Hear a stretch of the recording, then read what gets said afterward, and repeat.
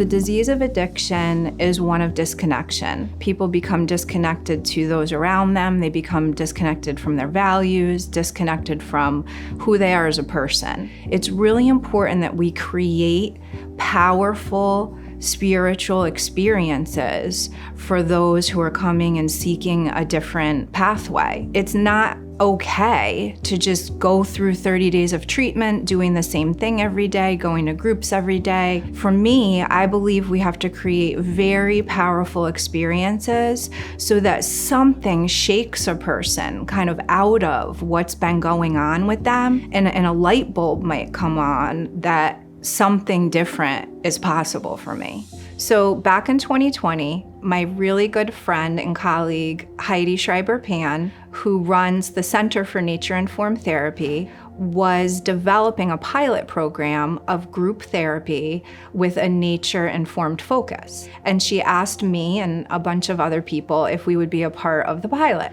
And I was like, cool, this sounds awesome. I love nature, I love being outside, I love my friend. This is gonna be great. So I kind of went into it excited, but not having very many expectations that I was gonna have a therapeutic experience. And I was very wrong. So over 6 therapy sessions, Heidi just masterfully, walked our group through this curriculum that she had developed. And it was transformative.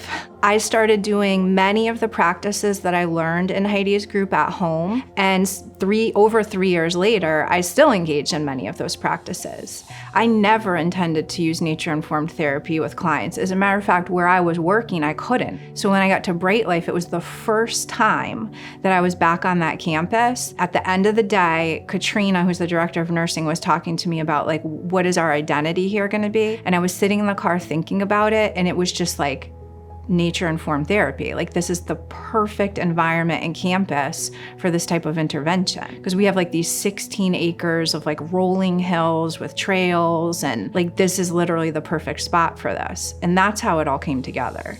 Heidi likes to say that her favorite co-therapist is nature, because long after she's completed her work with the client, that therapist is readily available to them always, anywhere, for the rest of their lives. So that's part of why nature-informed therapy is so powerful too. It's because you're connecting to something that's bigger and greater than yourself. So many people in recovery, their world has gotten so small, they can't see outside of themselves. A lot of times when they go into a fellowship, there's a lot of talk about God. And even if it's God, as you understand him or her, a lot of people just have an aversion to that. But we're looking for something that's just bigger than you. And nature is bigger than you. And a lot of times you'll hear people say that their higher power is nature. But specifically for an addicted population, I think it provides them with opportunities to connect to something that's bigger than themselves at a really crucial time.